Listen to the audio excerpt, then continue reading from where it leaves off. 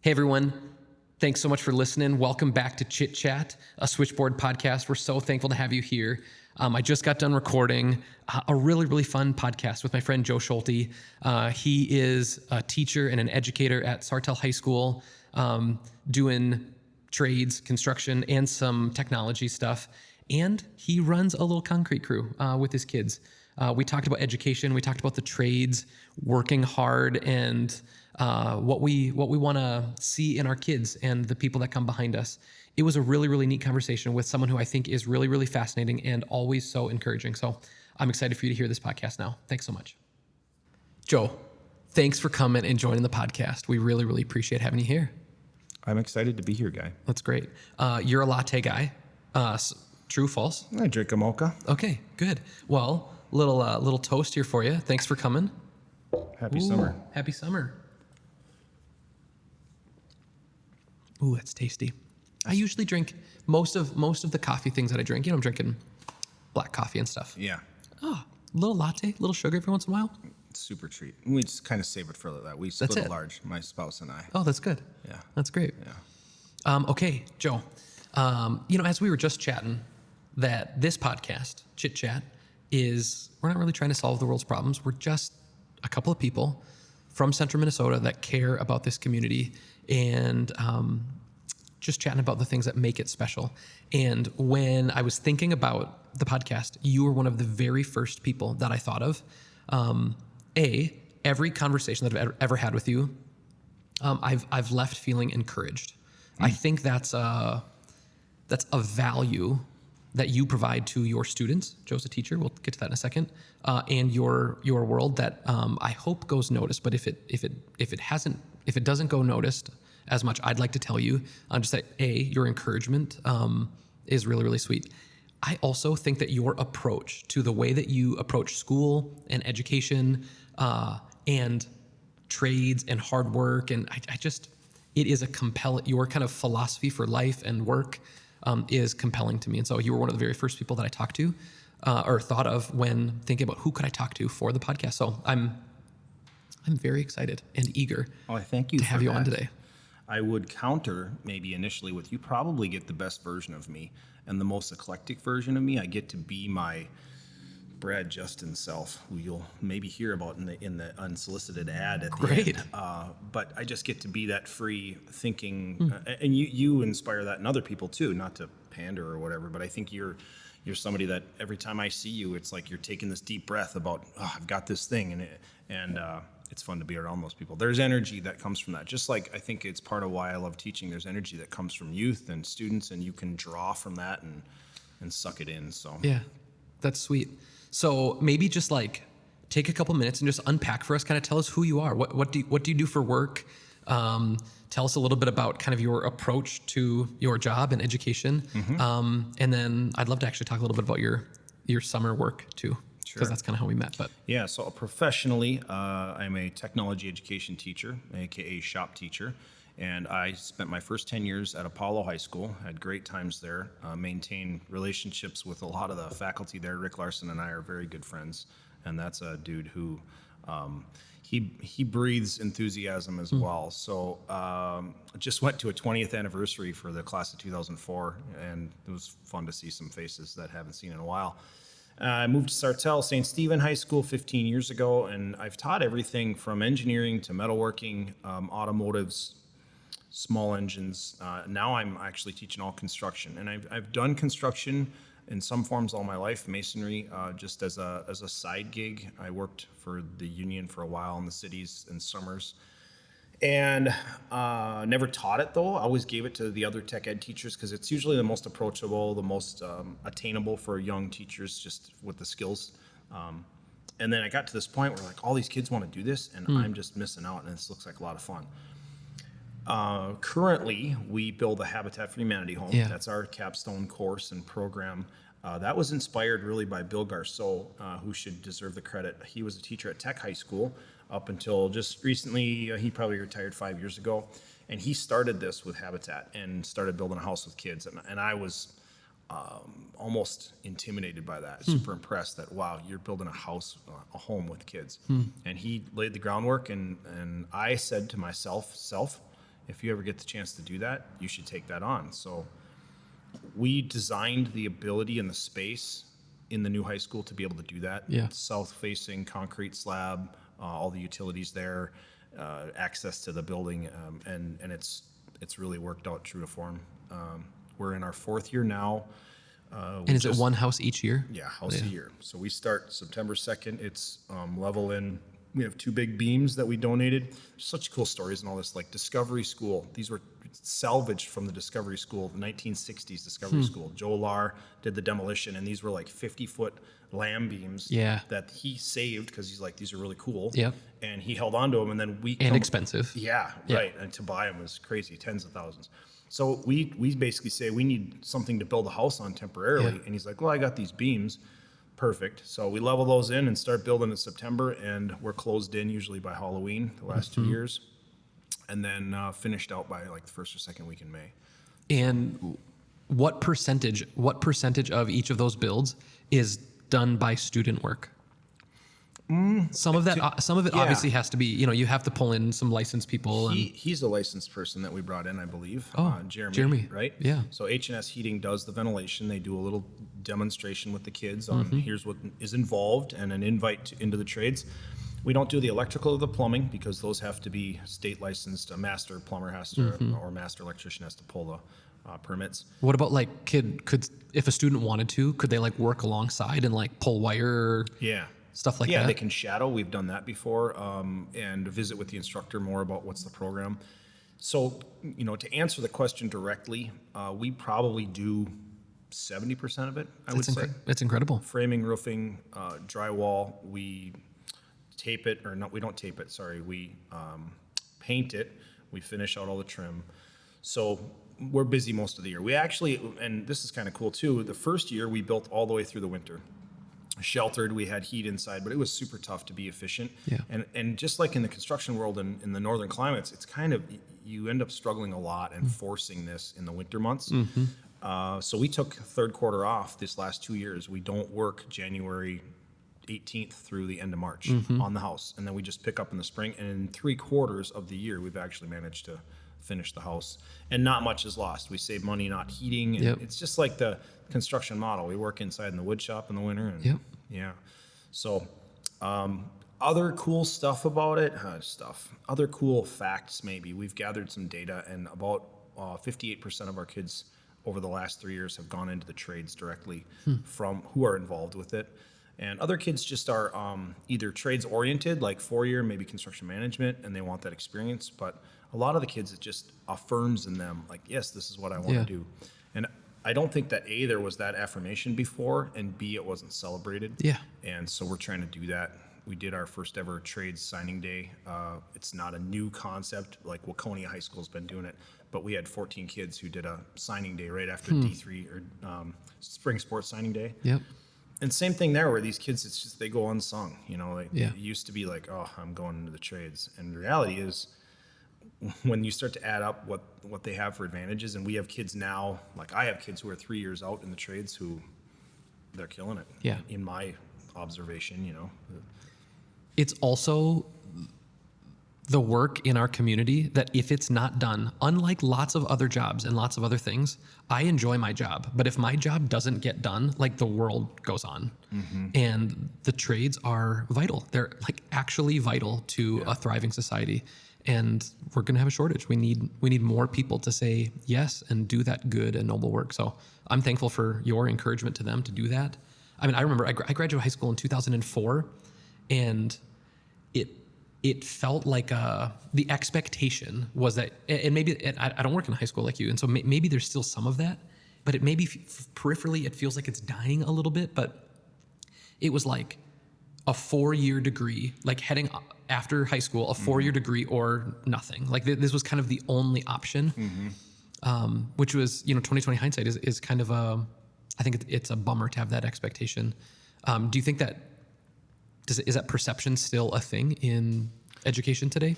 Or I think the last holdout are parents, myself included. When you look at that through the lens of what do I want for my kids, and if you asked yourself that right now, your kids are younger than mine. So you're still in this dream phase of like, what could they be, and what are their interests, and follow your passion. But as a parent, it's a reckoning to say my kid's going directly into the trades. And I have walked alongside parents who are both 4-year grads, whose family has nobody in the trades, and their oldest son says, I want to go be an electrician. Yeah. And I want to go directly to work for this company. And that's a big gulp for them. But like knowing where they're at now and knowing the kid going in and knowing work ethic Yeah. and ability to learn and aptitude, knowing they're going to do great, and Yeah. they are. So those aspects and elements have always been there, but we've always tried to channel those toward a 4-year. I think some things have happened, like particularly at Sartell where you went to. We do a lot of 4-year prep, but we also do a lot of post-secondary learning. We have psychology classes now in high school that are very high level, and you're learning what you normally would have learned on a college campus. So In like freshman or sophomore year. yeah, right. So you're getting some college experience. It's not the true 4-year environment, but that comes at a cost, a greater cost than ever. And so kids have to weigh that. And also, if you're going to go, you got to be efficient. If you've racked up some credits prior, that's a big trend right now. My kids both carried more than 30 credits in, Yeah. which is a huge advantage. Yeah. I believe there's some numbers in Pathway to Prosperity. I believe it's a Harvard study that looks at how many kids should we be sending to a 4-year. And really, we should only be sending about 25% of the population to a 4-year. That's what the university system was designed for. And we pushed that number to like 60. Yeah. And then that's why we're seeing only half of those kids are graduating, and the other half are accruing debt. And then they don't have the shovel or the tool to like pay back that debt. Yeah, and so the other part of that is people that graduate with a degree and then they get employed in an area that they didn't get a degree in, gray collar employment. They got a job, so the college can mark that off, but are they applying their degree? So these are all things that I try to be really transparent about. I talk to my kids about. We learn about that as part of my class anyway, and I think they drink that Kool-Aid. Yeah. And I'm not fearful that I am selling them down the river, where there was a time where I felt like if I usher them into the trades, somebody's just going to take advantage of them, keep them in the dark and work them hard. And the reality is companies can't afford to do that. If they're good, they're going to move these people up. So, well, I think that's really, really cool. I love, I've shot in the school, in the high school before with some photo and video stuff, and the setup that you guys have, that's the wood shop and even like the metal shop, just all of that stuff is fascinating and incredible. I mean, I don't remember, maybe it existed in the high school and I just never saw it, but like not like that. Yeah, the metalworking it's remarkable. Space was, it was cool to be a part of that process to design that. We actually pulled some concepts from the company IDEO out of California. They big design firm. The D school out there. The brothers, they're 2 twin brothers. Anyway, like they made a book on creating spaces that are innovative, and maybe I shared some concepts. I don't know if I did, but anyway, we got to incorporate that in. And if you get to go from that level and then see it come alive, and we're still really learning that space, it's wonderful. So the cool thing about the construction model, though, is it's transferable really anywhere. We have Sauk Rapids waiting in the wings right now. They're kind of next to onboard. We just helped a school down south, Goodhue County. They're starting up this fall building. Last year, they went from 9 permits in the state for manufactured homes by high schools to 15. And so that is a sign that this is coming back. And these things there's pendulum swings to this. You talked about the 4-year pendulum swing. When you and I were going through, it was hardest to the 4-year. It was, I actually got told, I wanted to be specialized in hydraulics and pneumatics. And like, no, your scores are good enough. You should go to a 4-year. Right. And I was like, I don't know. I think I should do that. No, you should. I told them I wanted to be a botanist too. And they're like, no, you can't be a botanist. So I am a teacher. Yeah. Wow. Sweet. Was it last year that you were nominated for the teaching award in the state of Minnesota? Mm-hmm. Yeah. Will you just tell us a little bit more about that? Watching online from afar was it was fun to kind of like follow along.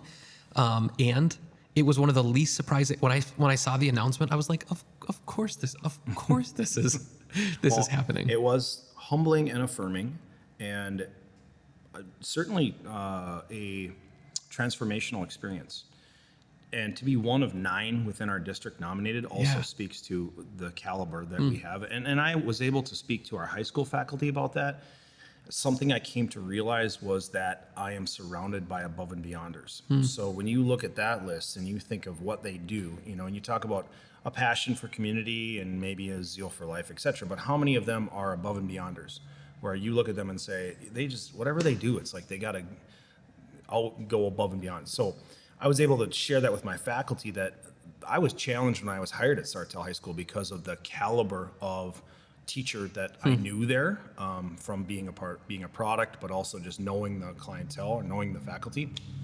And to this day, like, there's so many teachers there that are doing just all of this work and good work and building, like planting seeds that are big blue stem growth. They're growing down before you see any emergence. So it was really cool to experience that. And one of the things we learned was that one of the mantras we came away with is they made us say out loud, "I'm dope as hell." And it was this like, the Stuart Smalley moment where you're standing, but really, I'm good enough. Yeah. I'm smart enough. Yeah. And doggone it, people like me. Yeah. And no denying walking away from that. Like, it solidified in me, maybe, I shouldn't say maybe, but I'm doing what I was put on this earth to do. And that is an incredible feeling to find that. And maybe landing in construction has really confirmed that too, that I can do this well. But also how important it is that we recognize others' efforts too, and the efforts that often go unsung. There's so much. What I do, Guy, is very visible. And I gravitate towards that because it's easiest to gain traction and support and momentum. We're building houses. You can't miss it. You drive up Pinecone Road, it's like, what is that structure that is in OSB? Oh, that's a home. That's a house. Most of what I've done, I moved towards, like, we did engineering summits. We were inviting industry partners in and showing our kids off what they could do. I do that not just to feed my own ego. I think in times it's like, oh, look at what we can do with kids. It's really to be able to draw attention to it, because there's so much noise out there, and the kids today have such incredible aptitudes at the age they're at. 16, 17, 18-year-old, it's amazing what they can do. The house is no exception. Like, I was really thinking, are these kids going to have the skills and abilities or be able to learn it? And just have never disappointed. In the first 3 years, absolutely stepped up to it. That's cool. Best version of themselves, responsible, willing to put in time outside to figure out what is this going to take. So, yeah. And those houses, are they still in the community? Well, yes and no. SaberCon 1 is in Sartell, right along Wadtap Creek. 2 is going to be closing tomorrow, which is super exciting. Long wait on that. Some transition in the infrastructure of Central Minnesota Habitat, but they're on good ground now.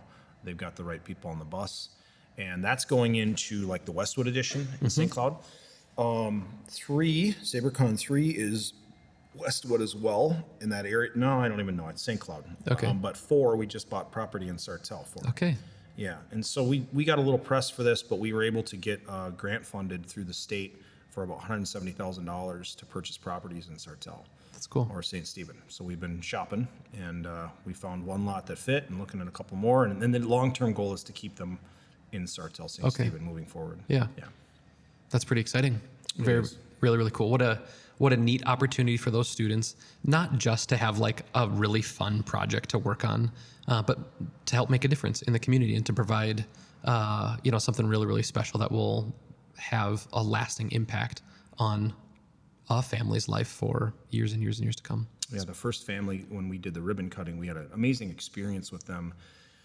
About 15 of the kids came back. This was after the school year, and they had a ribbon cutting in the fall, and the family hosted a traditional dinner, and so kids got exposed to foods that they had never seen before. That's really fun. And then one of the kids was super into this, like showing off the rooms and the spaces. He's like 12 years old, and I got to know him and talk to him a little bit, and I said, 4 years from now, 5 years from now, you could be in the class that builds a house. The next talk one. about full circle. And he was just stoked about that. And I'm like, why not? Yeah. Right?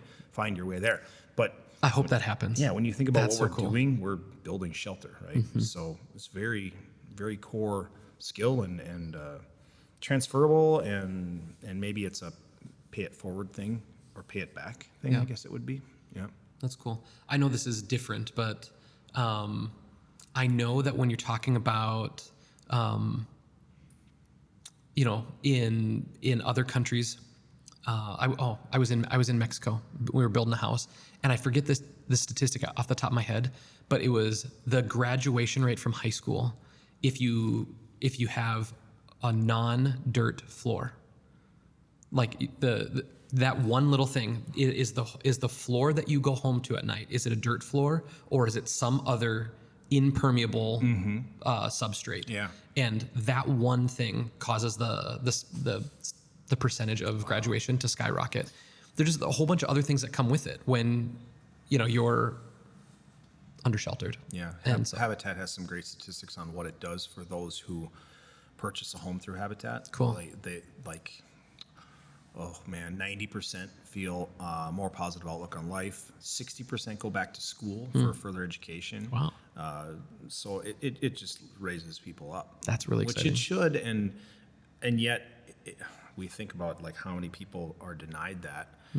We have got to change the game in this industry. I think there's some opportunities, but it takes a lot. We've got to change how we build houses and what we consider a home and what standard we hold. And Sartell has to have a good, honest Stuart Smalley conversation in the mirror about, what kind of standard are we going to maintain or require. We put a moratorium on building apartments because that was going crazy, but apartments are very expensive places. They're not necessarily affordable for all levels of income. And, there's other things we talk about as a class and as a crew. We haven't moved the needle in 30 years on helping people of color to catch up with white people in owning a home. There's a 30% disparity between those of color, which is like 42% owning a home, to whites, which is like 70. And owning a home is a pathway to generational wealth, and you talk about what it does for people too. Like these are, when we're denying that or just not encouraging it, and when it's not equal, that's a real red flag that, we got work to do, So I think there's some technology answers towards building differently, but I also think it's just we have to continue to have an open conversation about what is it that we expect, what is it that we need versus want. Well, sweet. It's fun and exciting to hear about what you guys are doing there, and keep up the good work. It'll be fun to hear about, this thing continuing for years and years to come. So I hope so. I want to make a good long run. That's one of my goals, and then be able to help other schools do the same. That's exciting. So I got to know you because my neighbor recommended that I call you for a concrete patio in my backyard. Yeah. And so a number of summers ago, you came, and I had heard that you were this guy, Joe, who was a concrete guy, was a teacher. And so, he can't come until, basically June because of school or whatever. And I was like, all right, great. And then you came and you showed up, and Well, hang on. You kept bugging me of course, to make sure I was first on your list. And I'm like, once I turn into a pumpkin, then I'll be there. Yeah, and then you'd come up with ideas and you'd send them to me. What do you think about this? Dude, what do you think about that? Is that not a normal thing? Is the idea thing not a normal? Not to the level and frequency. Okay. You were, again, this is part of your breathless or deep breath concept thinking. But anyway, you were first on our list, and you did have a great vision, and I would credit you because a lot of times people, they don't know. They just want something different. You really knew what you wanted, and I want a space to gather people and be able to have real conversation. That was important to you. You wanted a space where you could share time with your family, and then future thinking too. Or did we do the secondary slab was afterwards? Yeah, that's right. So I have in my backyard, I have a slab for a hot tub. Yeah. I don't have the hot tub yet, but it's there and ready for when it's time to get the hot tub or sauna. We're thinking about either of those. I would vote sauna. The teen kids like hot tubs, but man, keeping up on the chemical side of things. Like I think heat is heat, and I really like the concept of a sauna. But we enjoy the heck out of ours. We snagged one during COVID and have been able to utilize it. Is it wood? Is it sauna? Electric? No, we have a hot tub. You but I'm telling you, as a hot tub operator and primary chemical pool boy, they come with great power comes great responsibility or something, or great chemicals. So yeah, consider the sauna. Are you? What is your heritage? Do you have Finnish, Swedish, anything? No. No sauna heritage. No. Really. I just actually did the 23andMe? I think Or that thing? I think Ancestry.com is the one that I did. Okay. I have a cousin who's kind of into it, and he and I were having a conversation. I've always said, it's just never really been my thing, and he just convinced me to do it, or he was trying to convince me, and then we ended our little FaceTime, and I had an Apple Cash payment of $60, and they were running a sale for $60, and Yeah. so after this conversation, he sent me $60, so I kind of had to do it, and I got my test results back. So my name is Gaetano Cirillo Magno. And so I have this like very strong Italian name. Yeah. And I am 12% Italian. I thought it was 25. Okay. I just for my whole life I've assumed it was 25. Yeah. But I'm 12% Italian. And then a lot of Irish. And then it's like the next big chunk is Northern Europe, Great Britain, and Isles. Okay. Kind of. So which one do you identify with the most? Do you identify with Man, the I'm a Italian? Minnesotan. Yeah. Yeah. I don't have a strong bentedness towards any of my heritage, but I sure like being a Minnesotan. I encourage everyone, like I haven't done the 23andMe, but I feel like I know it, but this is based on our family's records. So I also knew mine. And I do know, I know my mom's side. She's 100% Slovenian. And so our Slovenian heritage, I'm only third generation. And that's important to me because that immigrant story is very close and real. And in 3 generations, really in 4 generations, I would say now with my kids, what they've been able to do, that's a testament to that work ethic and something that's driven me and does really motivate me to, why do I work more in the summer? Why couldn't I just go fishing or read books or whatever? And I'm happy in my work. Some of the time it's an area of growth and struggle for me because not always. The concrete work I'm usually happy in. It's an outlet for creativity. It allows you to, it's really, you could say it's an art form. Concrete? Yeah, Dude, finishing whether it is or not, big picture, what you do is for sure an art form. Okay, well, that's your what's fun. approach to it is so fun, and the quality was so good. Well, but a lot of times too, you're the right kind of person for me to work with because you give creative freedom. You would be like whatever you think. Like we talk about a variation here or whatever, and a lot of times You made some big edits. Yeah. You made some big edits that. Now when I think back, when I'm standing out there and I'm looking at the patio and I see like how pretty the shape is, I'm like, if I would have had my way, that curve wouldn't have been there and that curve wouldn't have been there. And I remember the conversation. You're like, hey, I want to pitch you an idea, and I'm so happy. You did because you took my little idea and you made it so much better. Glad you're still satisfied, and that would be a goal. And there's a lot of that helps making people happy. Yeah. Giving them. Concrete, really, there is something about that hard floor that you brought up when it comes to being clean and off the ground. Decks are awesome too for that. Just why do we want that as humans? I don't necessarily know. I just know that being on a clean concrete slab really makes you feel grounded, or like you're on solid ground. So going back to like why work in the summer and what it leads to. Part of it for me was I'm usually happy in my work or driven to. My dad, some good wisdom from him was if you're not working, you're spending money. And I found that pretty quickly. Like if I wasn't working in the summertime, I was burning cash, because my pastimes and passions are not cheap. And then, what this led to was for a time I didn't do that because my kids were VBS, Vacation Bible School's going on this week. I just stopped in and there was a time where I was the Steve Irwin of VBS, and that was a really cool thing to get up in front and witness to kids and be that. And then taking kids to practices and summer tournaments. And then they got to this age where, okay, they wanted to make some money. And I also had this concern. I believe that as parents, we need to provide adversity opportunities for our kids. And sports can be a platform for that. But right now, I think that is in jeopardy or has been warped a lot with the current model. We're in the wild west of this whole travel sports thing. Like we made it through it, and I think it was a good thing. But at the same time, looking back at how much we invested and how much we bought into that, and what is asked of parents for that, and then really some of my advice now to parents is don't do travel sports be in the moment with it. Don't do it as a means to an end, Yeah. that it's going to lead to a varsity spot or college scholarship or whatever. So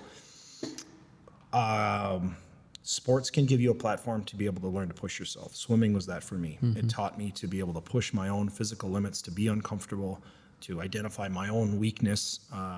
Still extremely, it was transformational and formative. But so was work. So was detasseling corn and catching chickens for Golden Plump. I mean, these were the dirty jobs that I did. I also corn detasseled. Yeah, it's terrible. Yes. Yeah. And that was a thing back then. I think before travel sports, they were like, we should get the kids to detassel corn. This would be good. Then travel sports comes along and it's like, well, we're going to build character through sports, except when it is highly, I don't know. I think it can be dangerous because of what we feed into our kids. And if we don't have the right mindset about that. So my deal was, okay, we're doing sports, great, but let's find some other avenues here to create some adversity. And, my kids working for me and not too tough, it allowed them to build their own schedules. They could train for sports and still do this concrete, and we'd work around their schedules. And that's still been the model. I mean, to this day, that's how we do it. It's allowed some of their friends to work in alongside us. It's allowed me to get to know my kids better and for them to get to know me as well. And kind of come full circle. I don't think they liked working for me during some of that time, but part of that is they drift away or they create distance, and then hopefully there's a closing to that, and there has been. So Good. I mean, my kids are still kind of young, but they were, I think you did the first patio maybe like 4-ish years ago. And so, my kids would have been like 7 and 5, and standing at the back window and watching your crew work. I mean, in general, kids love stuff like that. But I loved having them watch, and they were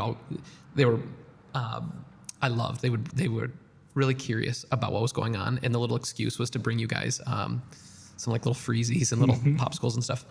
But I loved sending them out to get like a feel of that, because like your kids at the time, were only a handful. I mean, they were young teenagers, like that isn't like a bunch of adults that are just out there working. These were kids that were out there working, and it was hot. I mean, that first one that you guys laid, it was a really hot summer, hot time, and they were working hard, and you pushed them hard. And it was just, I loved having my kids watch that.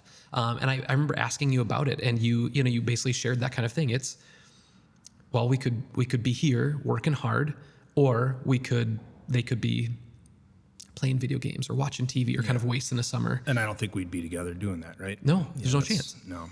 And so I don't know. I just thought that was so fun.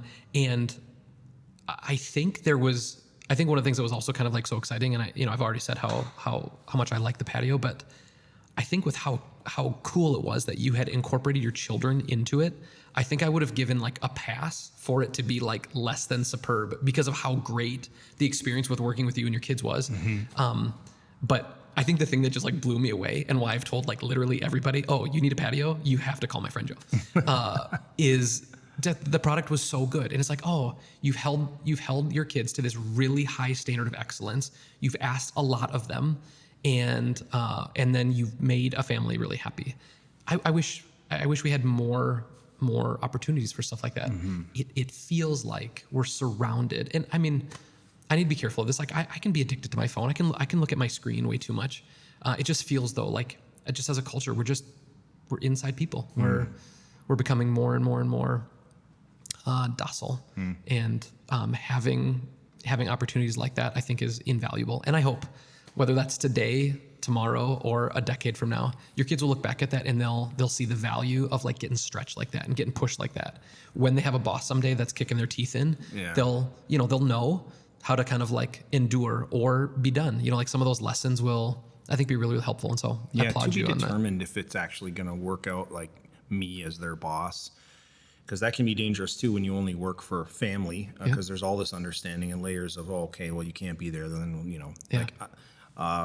I do think, Guy, that it's just an extension of what I do during the school year. Like when I look at, I manage 20 kids at a time on a house. It's controlled chaos. And I break them down into crews. And the cool thing about the house is it kind of differentiates to what are your current abilities? What can we challenge you with, but not overwhelm you with? Concrete's the same thing. I've got kids who were learning how to finish there. 2022 Employee of the Year, Faith Van Erp. She learned how to edge, bull float. We were just joking. She was at my daughter's grad party yesterday, and Faith, in classic form, was working the whole time. We had waffles, and so basically we had a crew of about 5 or 6 that were keeping up making waffles, and Faith worked the whole time. Owes us nothing, just showed up. No, I'll help out. And she is a hard worker. Yeah. And so she's going to PT school at the Mayo. She got a 2-year residency, I think. She's finishing out there. And no surprise to me that she's succeeding in that front too.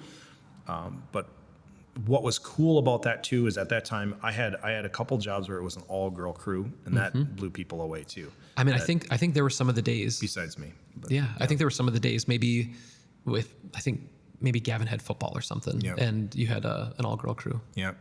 Yep. The Van Erps were on that for a while, and Grace and Gabby, and they're highly capable, and we sell kids short a lot, and I think we also don't give them the opportunity. We don't want to put the tool in their hands. Think about a roofing job that you helped as a kid. When we were kids, there was the neighborhood roofing job where, hey, they're going to re-roof, so we're going to all go over there for the weekend. Like we did that and brought potluck, and it was a 2-day event, and I thought it was like a highlight of the summer. Yeah. But normally I was just carrying shingles or handing. I never got to touch the nailer or anything. When you empower kids like that and say, hey, here's the bull float, you need to knock this down, they're so focused, and it's like, this is my chance. And yet you encourage them and just work alongside them, and it's teaching, right? But a different platform and maybe unconventional.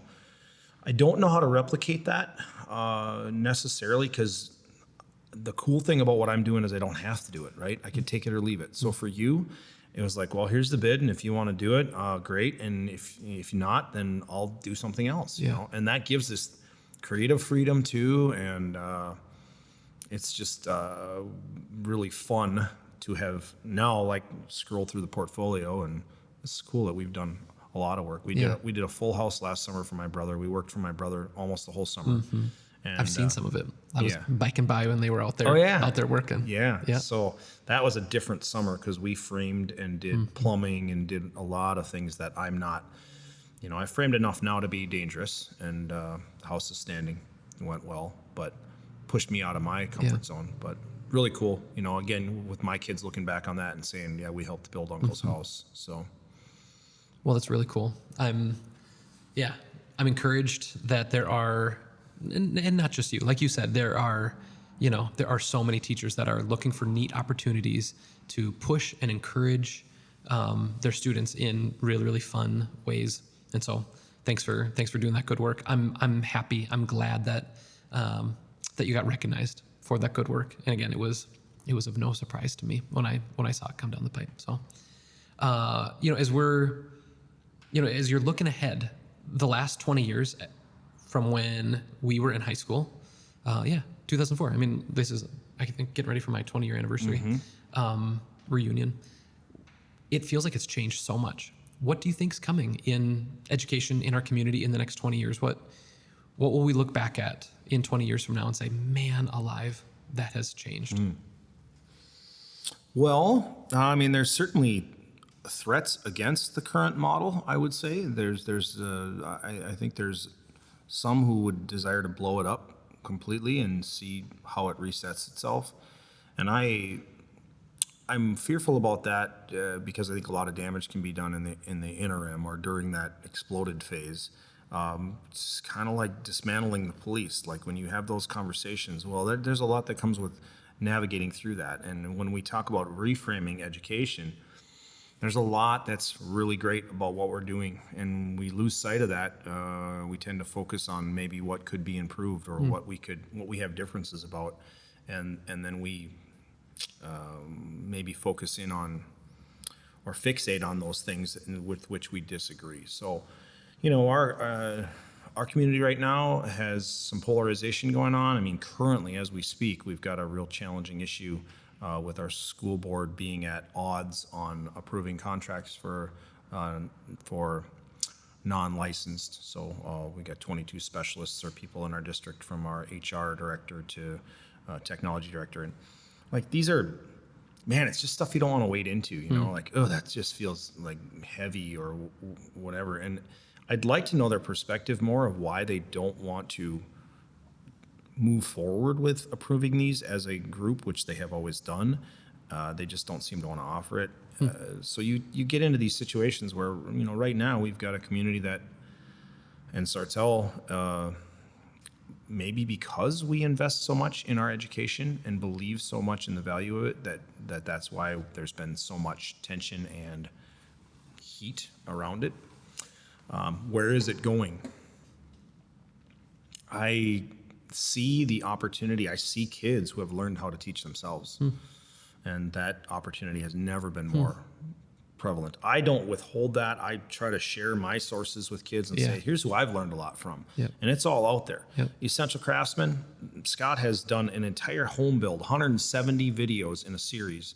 So, I mean, that's like Larry Hahn is this old school guy who used to be on VHS tapes, and he would do how to frame a house in an hour. And he's just a cool dude and a character, but nowhere near as comprehensive as what Essential Craftsman is doing now on YouTube, right? I don't think YouTube's going to be free forever. I think they're going to turn the juice on eventually, where you're going to pay for that knowledge, because there's so much knowledge out there. I think it's at 600 minutes per minute right now of what's being produced for content. So there's no way you can see it all. You got to filter through a lot of noise in order to know, like, this is what I want to learn and how to find that. We're just realizing the power of the tools we have. We were staring at a Japanese lilac at a grad party the other day, trying to figure out what kind of a tree it was. And my goddaughter pulled her phone out and Google Took a picture searched of it. And we were all like, yep, that's Japanese lilac. It's kind of embarrassing that, you know, we leave some of these things to wonder maybe, but the reality is a lot of those answers are there. And so what are we teaching for? We should be teaching how to search and how to be more efficient and optimize. Focus. Like we have to teach people how to focus, ourselves included. You were just talking about the distractibility. Like, can you imagine a class on how to focus? But I think that's possible, that we would see that. More of those skills. It's kind of funny you bring that up. I had a good argument with a friend once. I was over dinner, just debating about this little issue. And it was about the fact that we're able to Google anything and everything. He made a really good point. I happened to disagree with him, but it could have been for sport, just because it was fun. Hi, Brad. The argument that he made was that we shouldn't Google everything. That we should have the ability to sit in wonder and to not know all of the answers right away. And like kind of high level conceptually, I kind of like the idea of that. I think that's why I like the arts. You know, I think things that are inherently squishy are good for people. And you should think about, why is that painting beautiful? And why do I like the sound of that thing and that song? You know, those are things that you can't quite Google. So I like that. I like that mental exercise. But the case that I kind of made was having the ability to Google something allows you to get beyond this, like, the stats and the figures of a conversation quicker, so that you can actually get to like the idea and the meat of it. And so I do love the idea. I do love the idea of, man, what is that? And let's just think about it and ponder that thing. I think that's good and valuable. But I think I like at least a little bit more, at least 51%. I like let's figure out all of the facts to the best of our ability right now, so we can get past this surface level thing and have really deep conversations about what's true. If we're going to get caught up on a stat about, like, did that thing happen in that kind of way or not, we might not actually get to the root of, well, why are you asking that question? Like, why does it matter to you if that was that way or wasn't that way? Well, we noticed the fragrance of the tree, which is what we appreciated, and then maybe wanted to honor that by calling it by its appropriate name. Yeah. And so in that case, right, it is just a check that box and know that. But in the future, to know that you made like, can you imagine those kids who smell that and go, that's the tree that I smell that when I was growing up. And so I'm going to plant that tree in my yard too, so I can recall that, like being intentional about those. I also think there's a whole world of that we don't know yet, another world, a spiritual world that we just, especially with our culture, I don't think we tap into or have our pulse on the earth enough. for me, getting out into nature helps that. Walking in the fall, I do a lot of pheasant hunting. I have dogs which are significant in my life. They bring joy to my life, and they do their job in this life well. They've been great for my family, but I look at them and with wonderment at how tuned in they are to their environment, how sensing they are, and yet, well, how they can communicate so many things non-verbally, but also like there's so much there that's going on that I still don't understand, you know? And so I can be in wonder and awe of that, and not, maybe in Brad's defense, be okay with that, right? And just be comfortable in wonder and awe and accept that that is something that I may never fully understand. And that's okay. Yeah, doesn't mean I have to pursue it, or that I can't pursue it, but you know what? That's, at this time, I'm okay with that. I think it's why we go to the great spaces. It's why we seek mountains or vast expanses. I like the Dakotas as much, just the open skylines and 1,000 miles from nowhere. That really appeals to me. So, Well, sweet. Joe, thanks for coming on. I really, really appreciate it. It's fun to hear from you and kind of see what makes you tick a little bit. Our last little segment on every podcast is our unpaid ad. Who or what do you think deserves a little shout out today? I'd like to encourage everyone to consider trying the sport of dirsting. So dirsting was a Brad Justin sport. He's my neighbor, very eccentric dude. I still stay in contact with him. He's out in Seattle now, but he would play Frisbee with himself when nobody was around to play Frisbee. We used to play in the street, and it was kind of a Wayne's World thing, game off, game on. We'd throw Fraggles up and get them stuck on the street light and then try and knock them down with Frisbees. And he came across this game of his own. He's like, well, if I throw a Frisbee at an angle that it stalls, it'll come back to me, boomerang style. And then if I gamify it and say, for every second that it's in the air, I get a point if I catch it. So he would chuck these discs into a light wind, and they would go up 9-10 seconds, come back, and just ripping. I mean, as fast as coming down as fast as he threw them up. And he figured out how to be able to catch these. The name of the game came from the sound that the disc makes if you don't catch it when it hits the ground. It goes durst. And so he would, like, if nobody was around, he'd just be out there dirsting. And once in a while, you'd hear this on the road. And other times you could watch him, and he would make these amazing catches. So I have, when in doubt or when I'm bored, I would share that game with others. And, you know, it's this whole idea of, like, you don't have to have somebody else to play disc with. But, man, it makes you appreciate when you do, that you get to toss it back and forth with somebody. It's cool. My unpaid ad for the day, in honor of one of the best teachers in the state of Minnesota, is for learning. Not just for education, but for learning. I think if we can instill in our children, that's what I'm trying to do.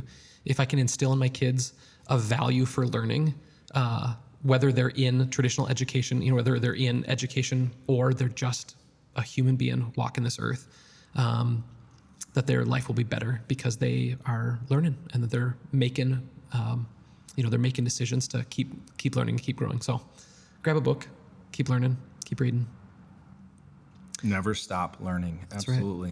Right. I can agree with that. Mr. Schulte, I appreciate very much you coming on.